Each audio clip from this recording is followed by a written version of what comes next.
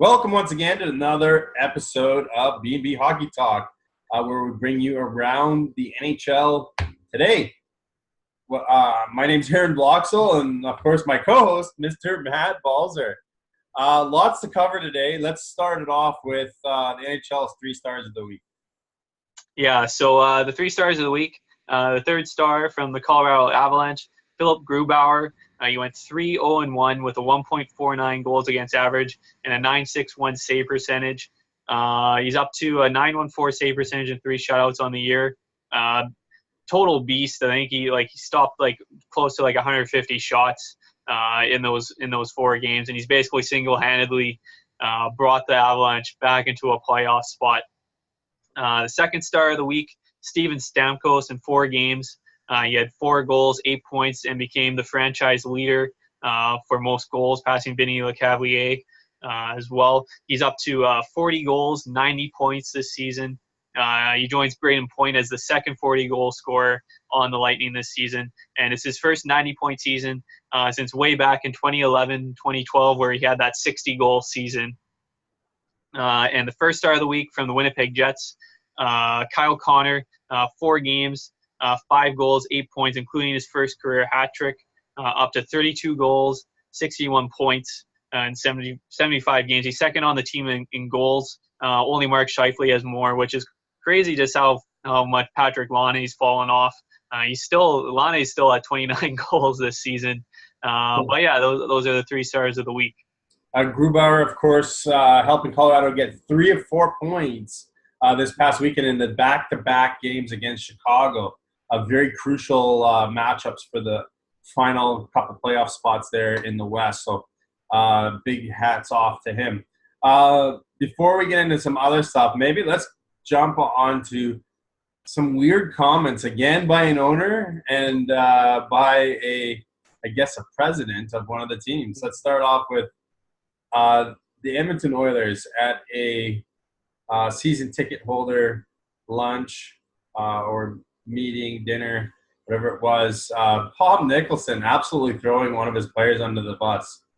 I just couldn't believe it when I heard the comments. I just was shocked that the Edmonton Oilers main brass were saying, that they would have been in the playoffs if Tobias Reeder had scored any goals this year. And I look at the mess that's in Edmonton, and I think when I hear that coming out of Bob Nicholson's mouth, he has to be part of the problem that's there, not the solution. Would you agree with that? Oh yeah, it's like when he's coming out and saying, he's like, oh, if Reeder had scored 12, 13 goals this season, we'd be in a playoff spot. It's just okay, well, I'd also look at your team's goaltending. It sucks. Your defense, you got maybe a couple decent defensemen, but they suck. You've traded all your wingers. You're wasting the best player, or arguably the best player in the NHL, Connor McDavid, and Leon Draisaitl, who's also had a crazy good season. You're just wasting their primes year after year because you can't figure it out. I've actually seen a rumor that Mike Gillis could be a potential fit if the fit was right, because he said if he wanted to come back, he'd want to be a president. And if you bring that, you might be able to get Lawrence Gilman, who's an assistant GM with the Toronto Maple Leafs, but he was also assistant general manager when he was the GM with the Canucks.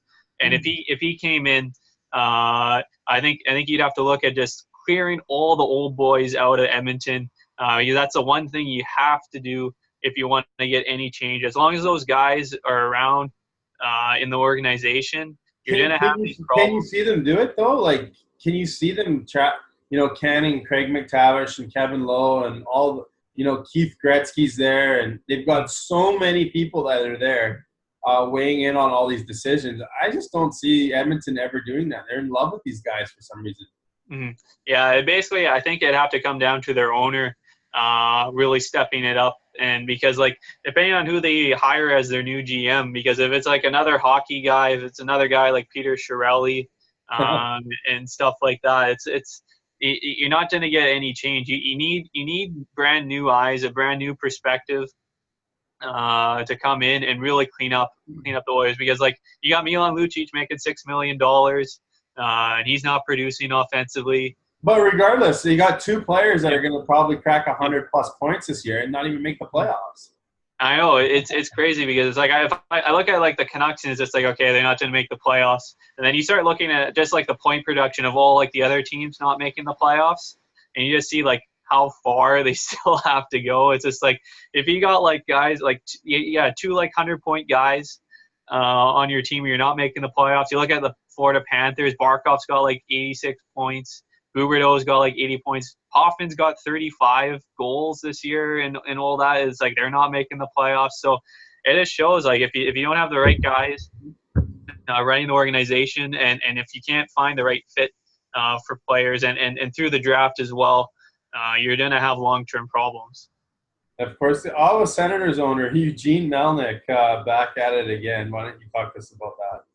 All right, yeah. So first he made like some comments about the Leafs defense and stuff, which I sort of agree with, but I'm just like, there was some truth to it, wasn't there? Yeah, there is some truth to that, but it's like I'd be worried more about your own team. But he also made like some comments about like some Sen fans aren't real fans and stuff, and also insulted Ian Mendes, one of their respected media guys there. Called him Bush League and stuff like that. It is just a total mess there. It's just like you're trying to sell your team. It's just if I'm an Ottawa Senators fan, it's like I'm not going to the game or whatever. It's like the rink's already out in the middle of nowhere to begin with, and if the product you're selling isn't good, it's really bad. Like he did have like. The one thing I did like that he said about like the team's rebuild is that like it's like he said like they didn't communicate well at the beginning, like what they were doing, but like once when they set on the rebuild, they did communicate well, like this is what we're going to do, sort of thing, which I wouldn't mind here in Vancouver. Much well, because it took forever for Canucks management to make up their minds, and even now it's still just like. What exactly is Jim Benning doing? But yeah, Melnyk, it's just like you're going after like the media and calling names and disrespecting your own fan base as well. It's just like I don't know how this guy can keep running a team and just be as cheap of an owner as well, with not wanting to buck up for some players as well. It's just crazy. If we look at the list of things that have happened in Ottawa, starting from the end of last season, it would probably blow a lot of people's mind away. You know, you had the Hoffman situation, the Carlson situation, the Uber situation, and man, it's just been one thing after another. You know, Borowicki was interviewing the owner, and it's just so many weird things, but. Ottawa on the ice looks like they're slowly heading in the right direction as far as I'm concerned as well. But there's lots of milestones that have been hit, and as we get closer to the end of the season, more will happen. Why don't you catch us up on all of those that have happened from around the league? All right, so there'll be a lot coming out here. Let's see here. We got Zdeno Chara. Fresh off signing a 1-year extension for $2 million. You can also make $1.75 million in bonuses. The big Zed. He scored his 200th career goal against the Florida Panthers, becoming the 22nd defenseman in NHL history to reach the mark. He also became only the third European-born defenseman to get to 200 goals. Sergei Gonchar, 220 goals, and Nicholas Lidstrom at 264 goals are the only other two to reach the mark. Mark Giordano continues his Norris Trophy. I think he's going to win the Norris Trophy season this year. He got to the 70-point mark. He became just the fourth defenseman in NHL history, 35 years or older, to get to 70 points. Sergei Zubov, Nicholas Lidstrom, who did it twice, and Ray Bourque are the only other ones to reach that. Giordano also is also the first Flames defenseman to get to 70 points since Al MacInnis had 82 points all the way back in 1993-94 season. And he also got his fourth shorthanded goal of the season and he's only the ninth defenseman in NHL history to get 4 shorthanded goals in a season. As we keep going here, Brent Burns with getting 64 assists on the season. He tied Nicholas Lidstrom for most assists in the season by a defenseman 34 years or older. We had Keith Yandel with the Florida Panthers. He set a franchise record for most points by a defenseman in a season. He's up to 58 this year. He passed Robert. You'll probably have to get this for me. Robert Spalia, who had 57 all the way back in 95, 96. And Yandel also played in his 900th career game, as he's one of like those quiet Iron Man guys in the NHL, where he consistently puts up around 50 points and plays every single game in the NHL, and is pretty hilarious if you ever heard any of his interviews with Spit and Chicklets and stuff. Connor McDavid matched his career high in points in the season, as he's up to 108 points. He did it in 11 fewer games than he did last year, and he also got up to 70 assists this season. This isn't a record or anything, but Robin Lehner and Thomas Greiss have now combined for 10 shutouts this season, and both of their save percentages are still both around 928 this year, which is just absolutely insane. Coaching. I'm gonna credit that one to coaching. Yeah, for sure. And then we had Alex Steen with the St. Louis Blues. He got his 600th career point. Tyson Barrie with the Colorado Avalanche got his 300th career point. Austin Matthews and Max Domi both got their 200th career point. And then Nikita Kucherov got to 120 points. Became the first player since Sidney Crosby in 2006-07 to reach 120 points in a season. Heading back to the Arizona Coyotes here, they got 16 shorthanded goals on the season, which is a franchise record, passing the 88-89 Winnipeg Jets. And Michael Grabner got his 6th shorthanded goal of the season, which is also a franchise record, passing Bob Corkum, who set the record in 97-98 with 5 goals. Andrei Vasilevsky had 54 saves in a 5-4 overtime win against the Washington Capitals, which is a franchise record. He passed his own record where he had 48 saves in 2018, and Ben Bishop also had a 48 save season to set the record. And then lastly, I'll go with John Tavares and Mitch Marner. Became the first Leaf duo to get 80-plus points in a season since Dave Anderchuk and Doug Gilmour in 1993-94, where Anderchuk had 53 goals and 99 points, and Gilmour had 27 goals and 111 points, both in 83 games.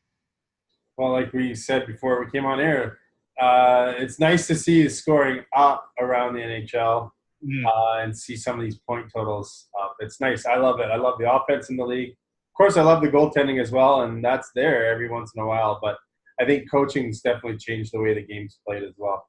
A few suspensions handed out this past week. Why don't you touch on those? Yeah, so Jean-Gabriel Pajot was suspended 1 game for boarding Ashton Sautner of the Vancouver Canucks. There was not a penalty on the play, which is a bit head-scratching how you can get suspended when there wasn't even a penalty called. But thankfully, the league actually looked at it and suspended him. And the other was Yanni Gourde with the Tampa Bay Lightning. He was suspended 2 games for a headshot on Jordan Staal from the blind side. That one was ugly.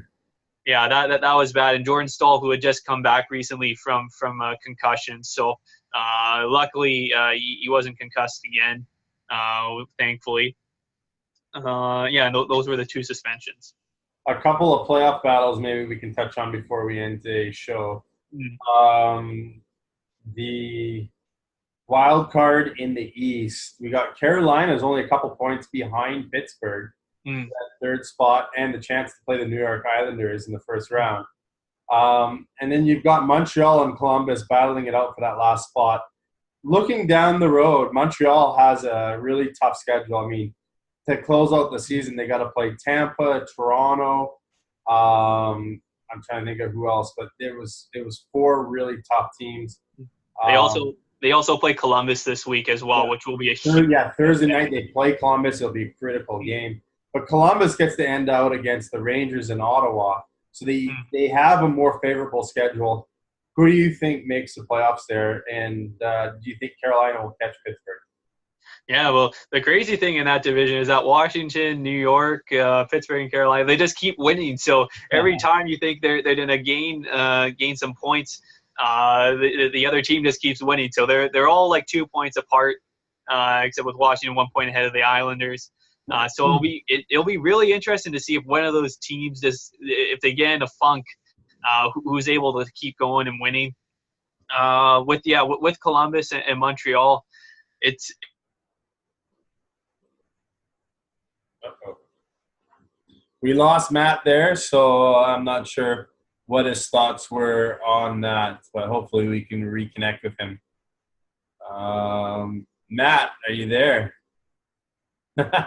We lost Matt, but one of the other things I was going to touch on here is the wild card matchup in the West, where we have